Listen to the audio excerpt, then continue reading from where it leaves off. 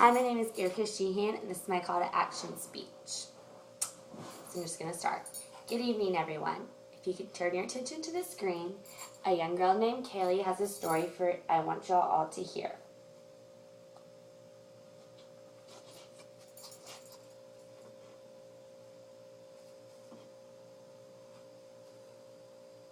I'm Kaylee. An impaired driver killed both my parents and seriously injured my brother and myself. It was 2 days before Halloween. We were going to show our grandparents our costumes. I made my own that year. We were going to show them because we lived in Moncton and our entire family lived in St. John. And we were driving home.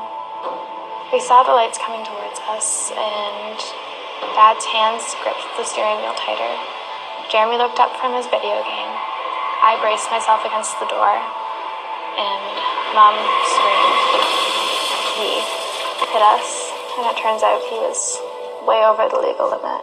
He happened to be at the wrong place, at the wrong time, the wrong day. I remember the car spinning and spinning and spinning. I remember screaming at the top of my lungs because I was terrified. I had no idea what was going on.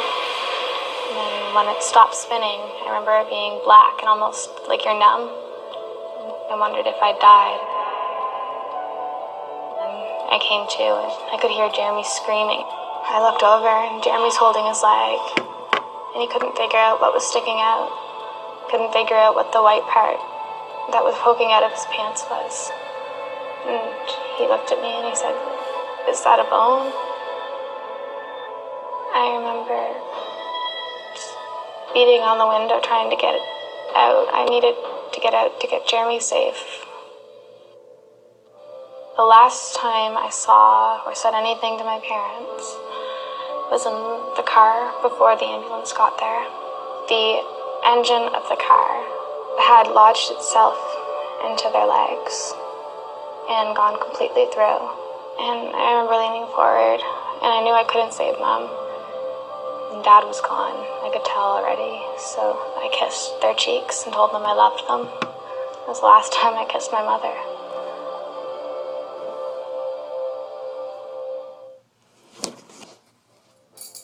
Living without my parents. I wanted to show everyone this video because what has happened to Kaylee and her family is an accident that was 100% preventable. We must take a stance on stopping drinking and driving in our society for good. What Kaylee has endured is a life-changing experience. She lost the one she loved, and if we continue to live in a society where the leniency of drinking and driving is accepted, we will continue to see these losses. Who knows? The next loss could be someone you or I love. Drinking and driving caused the death of two wonderful parents and indebted Kaylee in a life with a loss of 50% of her immediate family.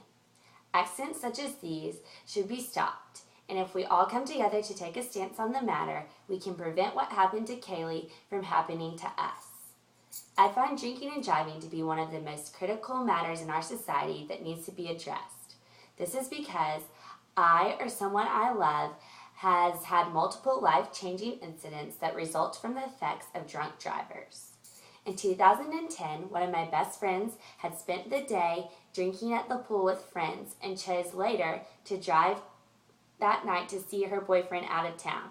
Due to drinking earlier that day, she swerved, flipping her car, resulting in a brain injury that ended her life. The loss of Ashton broke my heart, and I could never imagine anyone else going through what I had to.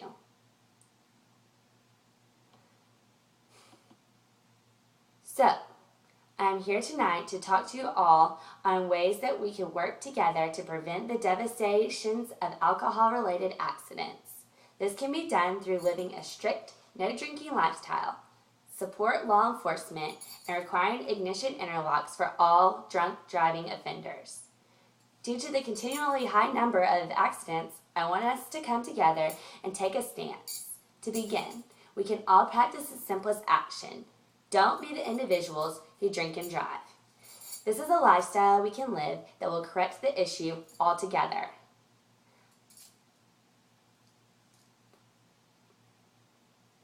Living a lifestyle free of drunk driving can begin by planning all activities involving driving prior to participating. If you plan on drinking within walking distance of your home or a place you choose to stay, then drinking and driving won't even be necessary. If you have a designated driver before the night begins, you don't have to worry about finding a way home. You can even take turns with your friends in choosing who is going to be the DD so that everyone has a fair chance to help each other out. Lastly, I know we don't always plan prior to heading out that we're always going to drink. So for this reason, I say always have a taxi cab's number in your phone. This way, you'll have a safe way home even if everyone you're with is drinking. Through planning ahead, designating a DD, and calling a taxi, there is no way that drinking and driving would ever occur, and it could save millions of lives. Sorry, my thing was messed up. It seems simple, doesn't it? You'd think so. However, after knowing the consequences and alternatives to drinking and driving, people still continue to get in the car with a BAC above .08. It's because of these people that we must enforce my next point. Strict support of law enforcement on drunk drivers through proven solutions like sobriety checkpoints. The point of law enforcement is to deter people from ever committing the crime of drinking and driving, along with reprimanding those who continue to do so. Mothers Against Drunk Driving stated that sobriety checks have reduced the fatalities by 20% in states that have enforced them. Checkpoints are usually publicized in advance and include specific sequences that are predetermined before they begin, such as using every other car or every 4 cars to check. If we can support the law enforcement by detering the crime, promoting sobriety checks in our community, and publicizing their presence, this too can help lead to the end of drunk driving. With 1/3 of drunk driving problems, arrests, crashes, deaths, and injuries coming from repeat offenders, taking away their licenses just hasn't been enough.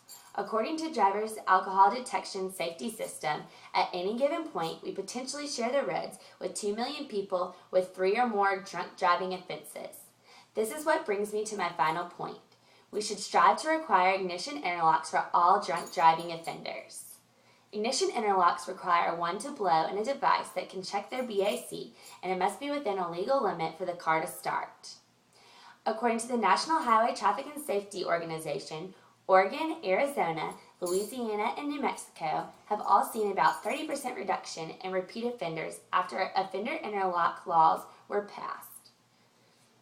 If the all-offender ignition interlock law is not passed in your state, you can help by contacting your state legislator and letting them know what you want. Even when the laws are passed in some states, they're not always followed.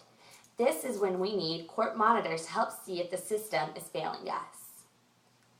In conclusion, I encourage each of you to come together now to work on living a life free of drunk driving, supporting sobriety checks in your local community, and helping push for ignition interlock laws for the first-time offenders nationwide.